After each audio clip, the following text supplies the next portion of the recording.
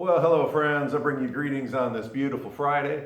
Looking forward to getting to the Word as we are in the sixth chapter of Proverbs. We're going to cover the first half of that chapter, but before we dig in, I want to apologize about yesterday's video devotion. I had several of you contact me and express that you were unable to view it and wondered what had happened. Well, what had happened is when I was uploading to YouTube, I accidentally clicked a little button that said private, which meant that only people who had a direct invite could see it. So that has been corrected now, and you can get on and check out that devotion and then move on to today's. So we're going to dig right into chapter 6 and listen to Solomon as he continues to teach his son and impart wisdom to him and impart wisdom to us as we live in our day. So let's dig right in. With verse 1, it says, "My son, if you have put up security for your neighbor, if you have shaken hands in pledge for a stranger, you have been trapped by what you said, ensnared by the words of your mouth."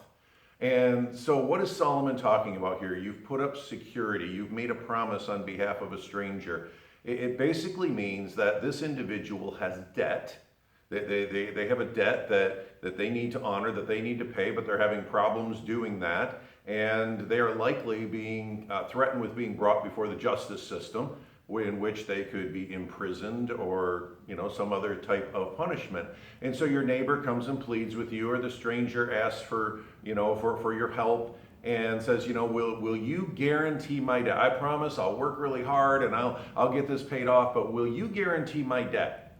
It's not like co-signing a loan, a little different than that. It's the debt's already there, and this person has not been paying it or has deeply struggled to pay it, and they're at a point where the person who they owe the debt to is looking at getting the law involved. And so Solomon warns his son. He says, don't let your mouth make these kind of promises. Don't get into people's lives and guarantee their debt. Now, as Christians, we might look at this and say, well, gosh, I thought we were supposed to help out our neighbor. What's wrong with that?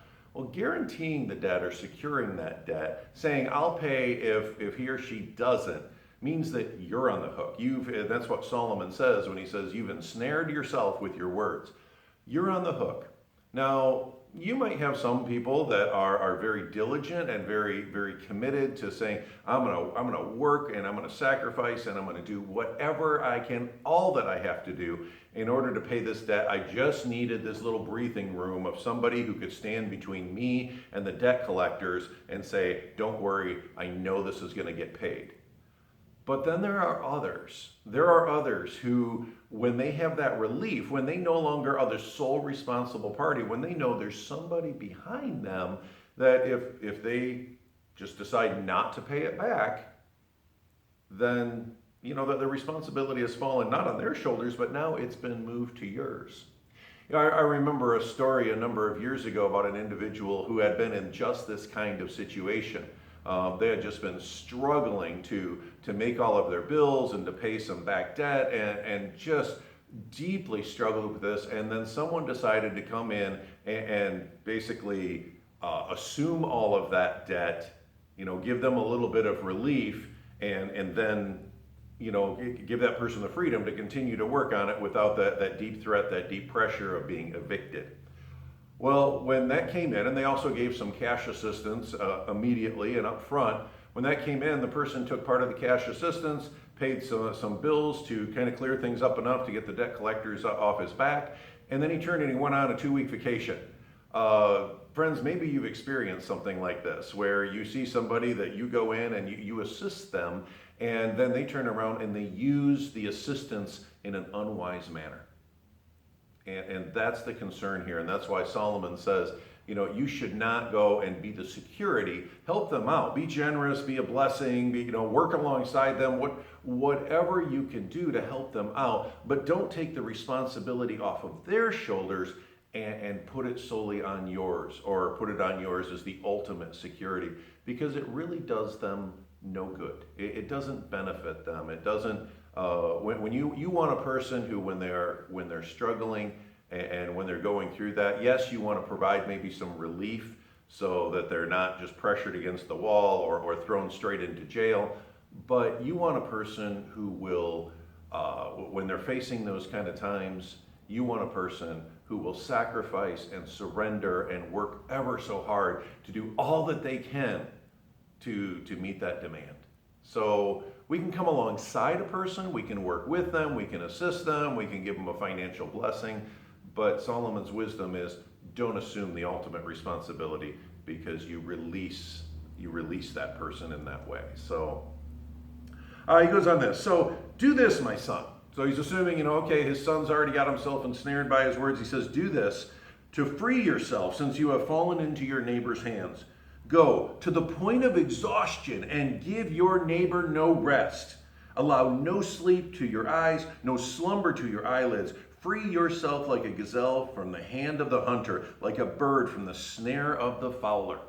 And so Solomon is just going saying, whatever it takes, do not rest another moment until you have freed yourself from this commitment. Go and put it squarely back on that person so that they will take responsibility. Don't leave yourself in this position. And Solomon just urges his son, whatever it takes, remove yourself from such a commitment. So in verse 6, Solomon then turns on the individual, specifically an individual who would be the one who doesn't sacrifice and who hopes somebody else will just step in and take their responsibility. And so listen to how Solomon addresses them, because he gives them really no grace and mercy here in his words. He says, go to the ant, you sluggard. So you lazy person, go and look at the ant. Consider its ways and be wise. It has no commander, no overseer, no ruler, yet it stores its provisions in the summer and gathers its food at the harvest. In other words, it's saying, look at this ant. It is self-determined to accomplish tasks. It works when it's time to work.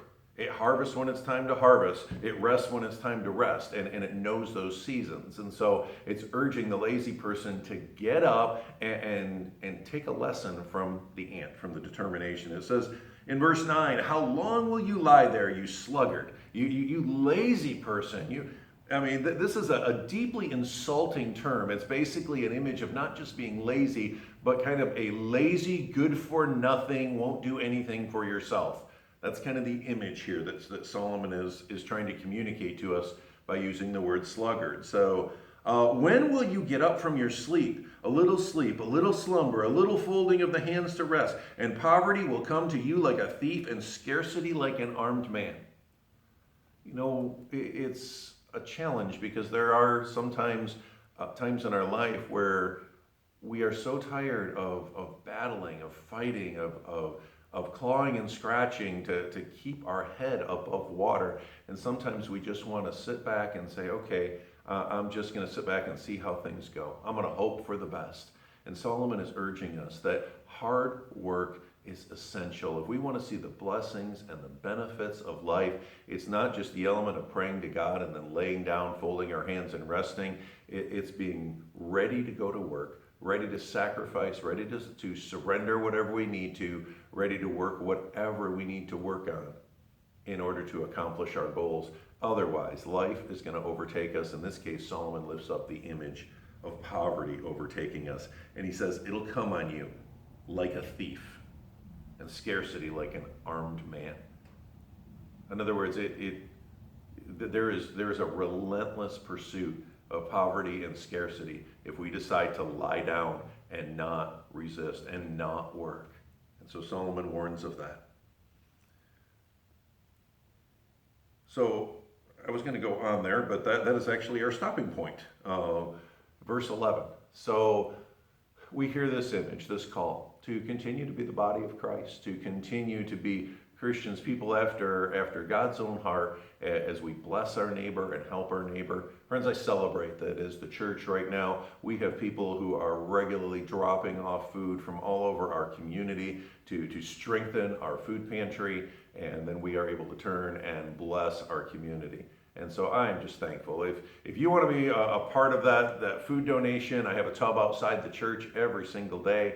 And, I know some of you have already participated in that. It is exciting to see how we can be a blessing to our community and partner with all the others who are giving in this time, because God has blessed them abundantly.